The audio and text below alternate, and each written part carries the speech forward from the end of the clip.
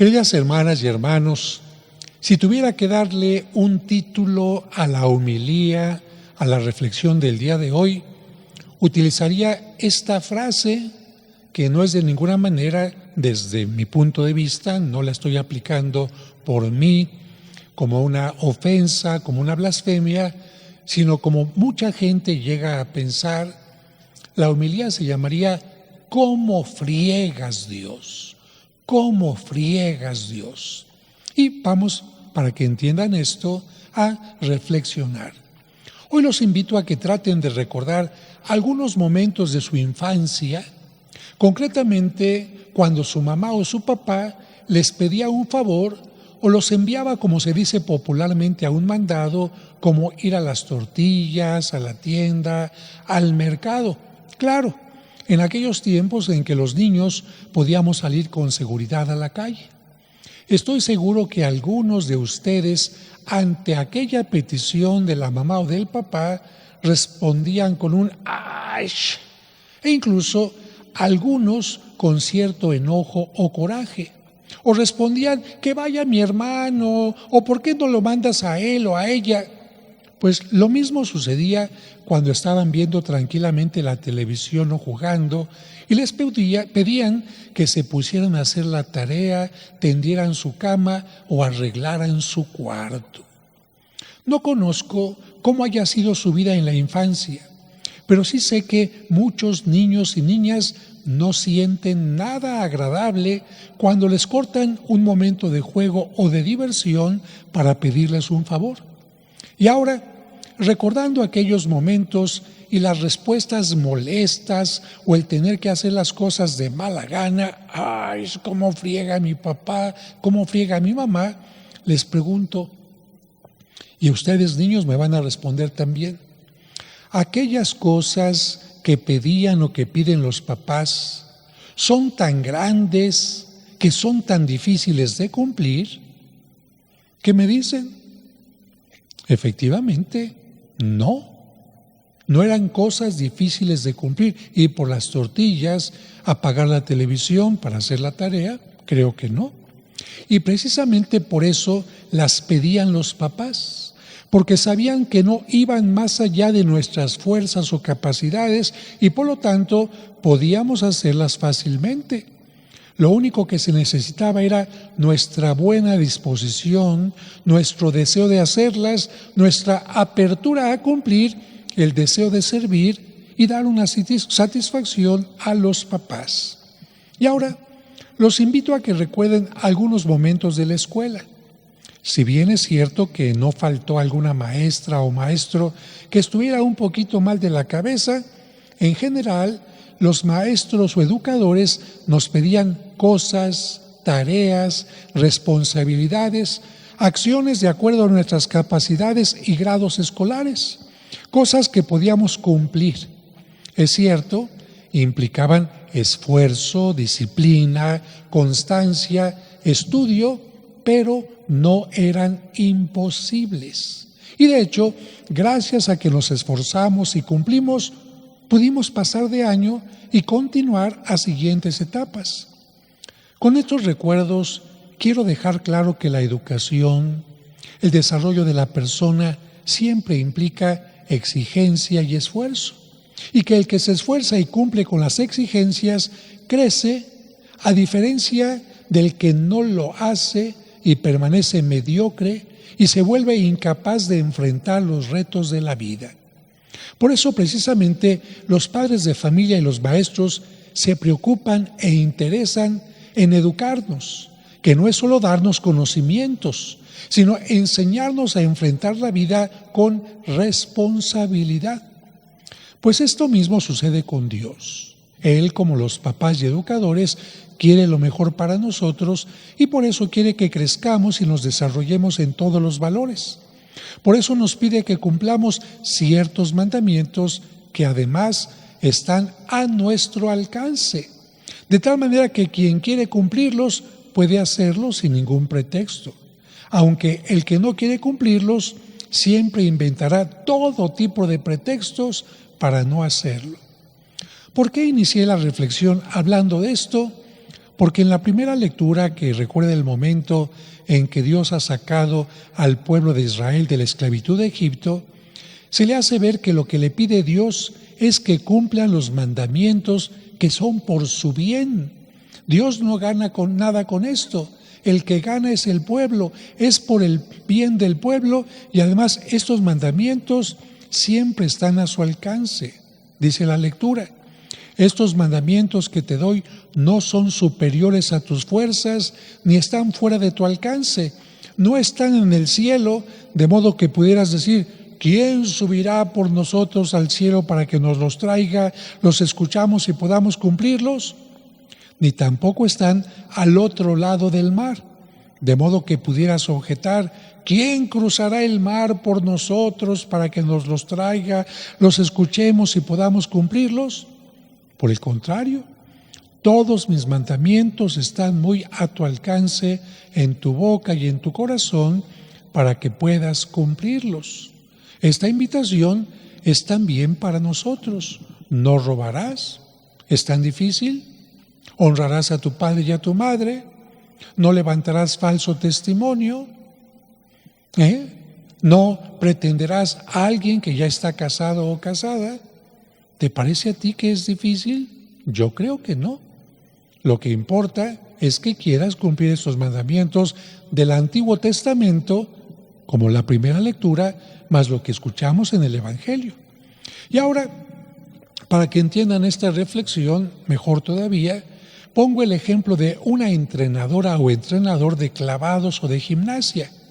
Es común que estas personas exijan a sus atletas cosas cada vez más difíciles, que empiecen con cosas sencillas, pero cada vez vayan exigiendo cosas más complicadas o que impliquen mayor atención y esfuerzo. ¿Por qué lo hacen? ¿Porque quieren estar fregando? ¿O porque buscan su perfección? Porque siempre hay algo que se puede corregir o mejorar. En ocasiones, los atletas, yo estoy seguro que se llegan a molestar por la exigencia, como friega este entrenador. Pero cuando alcanzan grandes triunfos o llegan a obtener una medalla olímpica, por ejemplo, llegan a decir: todo se lo debo a mi entrenador. Pues lo mismo sucede con Dios, que es como un gran entrenador. Por eso cada vez nos exige un poco más. No es suficiente el bien que hicimos ayer. Quiere que lo hagamos mejor hoy y todavía mejor mañana. Que no nos estanquemos en una zona de confort o comodidad, o digamos: ya alcancé mi mejor nivel. Fíjense que esta semana me dio mucho gusto algo. Estaba cuidando, como siempre, que la parroquia esté bien, porque me interesa que no haya ningún foco fundido, que todo esté perfectamente bien. ¿Y qué creen? Salí al atrio y la persona que está encargada de barrer el atrio me dio una sorpresa. No estaba barriendo únicamente el atrio, no se conformó con eso, sino dijo: ¿cómo puedo hacer mejor las cosas? Y estaba barriendo el frente de la iglesia en la calle. Imagínense, es una persona que no se conforma con aquello que le han pedido, sino dice: voy a hacer que las cosas estén mejor, que aunque la calle no le pertenece a la parroquia, por donde pasa la gente enfrente de la parroquia esté limpia, esté en una manera agradable. Y uno dice: gracias, Dios mío, porque hay gente que no se preocupa únicamente por lo que le dijeron, por lo que le pidieron, sino siempre está buscando algo más y algo más y algo más. Y yo digo: esta es mi filosofía de vida. A mí me pidieron que fuera sacerdote, que celebrara la Santa Misa.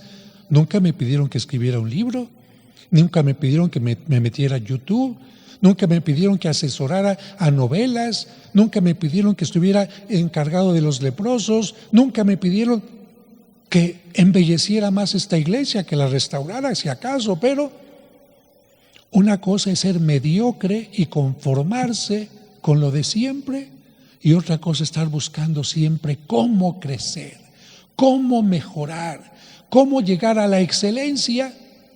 Pero lamentablemente Cuando a alguna gente le piden esto, suelen decir, ¿cómo friega? A la gente que no le gusta esforzarse, ¡ay, cómo friega el patrón! ¡Ay, cómo friega el maestro! ¡Ay, cómo friega mi papá! Así es.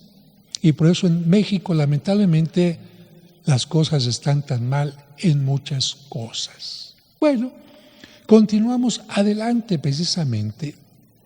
Dios quiere que no nos estanquemos en una zona de confort o comodidad, o digamos, ya alcancé mi mejor nivel. Por eso Dios inicia pidiendo los 10 mandamientos, pero después pedirá el mandamiento del amor, que abarca no solo a los de nuestra familia, de nuestro equipo, los que nos caen bien, sino incluso a nuestros enemigos. Y esto implica las obras de misericordia.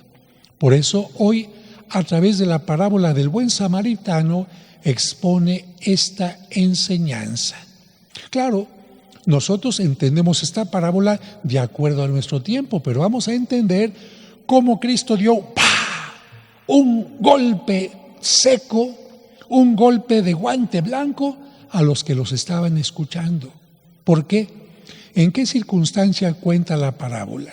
Bien, no es la primera vez que algún fariseo o escriba o doctor de la ley se presenta delante de Jesús para ponerle una prueba, para tenderle una trampa.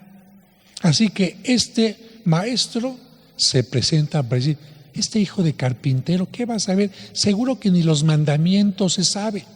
Por eso llega hipócritamente, maestro, ¿qué debo hacer para conseguir la vida eterna? Es la primera pregunta que le hace a Jesús este experto de la ley. Y Jesús no quiere adentrarse en una discusión teórica, ni está dispuesto a que lo sometan a un examen. Por eso da como respuesta una nueva pregunta. Si tú eres conocedor de la ley, ¿qué está escrito en la ley? ¿Qué lees en ella?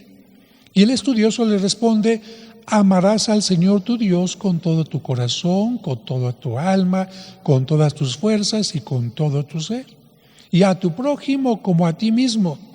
Y Jesús confirma la respuesta. Has contestado bien, pero aquí viene lo mejor. Junto con esto, Jesús enseña que no es suficiente conocer la ley, sino dar el salto de la teoría a la práctica. Porque una cosa es saber lo que uno tiene que hacer y otra cosa es hacer lo que uno tiene que hacer. Por eso Jesús le dice, mira, qué bueno que conoces eso. Si haces eso, vivirás. Si haces eso, vivirás. Porque hay gente que sabe lo que tiene que hacer, pero no lo hace. Regresando al tema de los trabajos, ¿cuánta gente está en su trabajo de oficina, de hospital, y sabe lo que tiene que hacer? No lo hacen. No basta conocer, hay que poner en práctica. Y por eso Jesús dice, vamos al primer saltito, pero después va más fuerte este golpe con guante blanco. El doctor de la ley insiste en sus preguntas. Parece que quiere que Jesús le diga que se ha portado muy bien porque ama, fíjense bien, a sus colegas judíos. Por eso pregunta, ¿y quién es mi prójimo? Porque en tiempo de Jesús, los maestros de la ley y el pueblo decía, ¿quién es mi prójimo? ¿Los judíos? ¿Los de mi familia? Esos son mi prójimo. Y si vemos en la Biblia, de hecho, ¿qué hizo David con Goliat? Goliat era su prójimo, sí, le cortó la cabeza. Entonces, en la Biblia, en el Antiguo Testamento, fíjense, era válido matar a uno judío. Era válido quitarle la esposa a uno judío. Era válido robarle a uno judío. ¿Quién es mi prójimo? Los judíos nada más.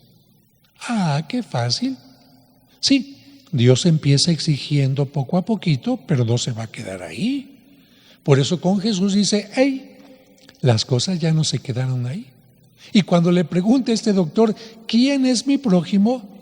Jesús no le da muchas explicaciones, solamente le cuenta esta historia que hemos escuchado, que le hará ver que el prójimo es alguien más que los de su propio grupo, y después de narrar la historia del samaritano le pregunta, a ver, ¿cuál de estos tres que pasaron junto al hombre herido te parece que se portó como prójimo del hombre que fue asaltado por los ladrones?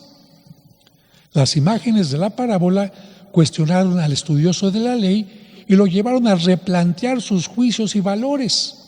Era duro reconocer que en esta historia un samaritano considerado por los judíos como despreciable es el que ha dado la mejor lección y el que en verdad cumplió con la ley del amor.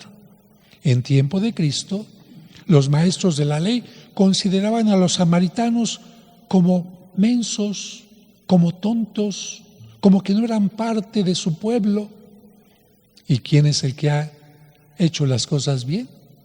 Por eso, cuando el hombre letrado, quizás muy impresionado por la parábola, reconoció que el que se portó como prójimo fue el que tuvo compasión de él, no se atrevió a decir el samaritano. Para él era muy fuerte eso. Le dice Jesús, ¿quién se portó? El que hizo el bien. Le costó trabajo decir el samaritano. ¿Cómo iba a reconocer el que un samaritano iba a ser alguien que cumplía la ley mejor que él, que se la sabía también? Y Jesús va diciendo, ya ves, tú venías a ponerme a prueba y ¿quién es el que está saliendo a prueba? Nuevamente Jesús le insiste en la práctica del amor y la misericordia y le dice, bien, ya entendiste, anda y haz tú lo mismo. En aquella ley judía decía, para que entiendan un poquito, en aquel tiempo la ley judía decía que ni los sacerdotes ni los levitas que prestaban su servicio en el templo podían acercarse a un muerto ni a una persona con sangre herida. ¿Por qué? Porque para ellos la sangre era algo que no se podía tocar. Y si una persona tocaba a una persona que tuviera sangre, quedaba impura y por lo tanto, al estar impura, no se podía presentar en el templo. El caso de la sangre se repetía incluso en las mujeres que daban a luz. Una mujer que daba a luz tenía que purificarse 40 días para poder ir al templo. Y un sacerdote no podía estar en el templo si había tocado sangre. Por eso pasa el sacerdote, no, discúlpeme, pero es que si lo toco no puedo hacer mi servicio. Y los levitas, quienes eran los encargados también de atender el templo. De acuerdo al libro de Levítico, la tribu de Leví se tenía que encargar del templo. Y por lo tanto, este otro pasa, discúlpeme, tengo que atender el templo. Y Jesús dice, atender las piedras de un templo y dejar a un herido. Imagínense, sería como si yo únicamente me encargara de restaurar la iglesia y no pudiera atención en la comunidad. No pudiera atención en dar los cursos de autoestima, de Biblia que doy en la radio, en tantas formas de evangelización. No. Entonces entendemos por qué el sacerdote y el levita no se acercan a atender a aquella persona. Pero Jesús dice claramente, el samaritano entendió lo que es la verdadera ley y la tenía grabada en el corazón. Hoy, para concluir, podemos preguntarnos, ¿amamos solo a quienes forman parte de nuestra familia, grupo o seres queridos? ¿O nos esforzamos en ampliar ese círculo a otras personas? ¿Los partidos políticos trabajan únicamente para su partido o trabajan para México? Un punto importante, ¿no? ¿Aceptamos que Dios nos exija cada día más o respondemos como niños? Pídeselo a otro, es mucho lo que me pides. ¿Somos sensibles a las necesidades de los demás o nos hemos vuelto fríos? O lo peor, en lugar de hacer el bien, nos hemos vuelto esclavos del mal, como los ladrones, asesinos, personas corruptas, que fueron los que pusieron en peligro la vida del hombre al que ayudó el samaritano. La parábola del buen samaritano siempre es actual, porque aún existen personas golpeadas y tiradas al borde del camino. También existen quienes, como el sacerdote y el levita, que por una u otra razón pasan de largo junto. Pero afortunadamente también existen samaritanos que nos dan verdadero ejemplo de lo que es el prójimo y cómo debemos practicar el amor y la misericordia. Y un ejemplo de esto son ustedes, que cada domingo o cada vez que pueden, sin tener una obligación, porque no hay nadie que les esté apuntando o anotando, se levantan a la hora del ofertorio para traer despensa, un paquete de arroz, de frijol, etcétera, para ayudar a aquel que ni siquiera conocen y que no tenga hambre, o traen ropa para que no tengan frío, o ayudan para que cuando vienen a pedir ayuda a la oficina tengamos nosotros cómo ayudar con medicamentos u otra cosa. O también porque ayudan a la gente que quizás no tiene una necesidad física del cuerpo, pero saben escucharla, saben darle un consejo, saben corregirla. Creo que eso es importante, y también porque muchos de ustedes ayudan a que este templo sea cada vez más bello para gloria de Dios. Porque yo me voy, ustedes se van a ir también, y este templo se queda embellecido para que la gente que pase con el paso del tiempo diga: qué maravilla que hay un lugar donde se siente el deseo de agradecer y alabar a Dios por tanto bien que nos da.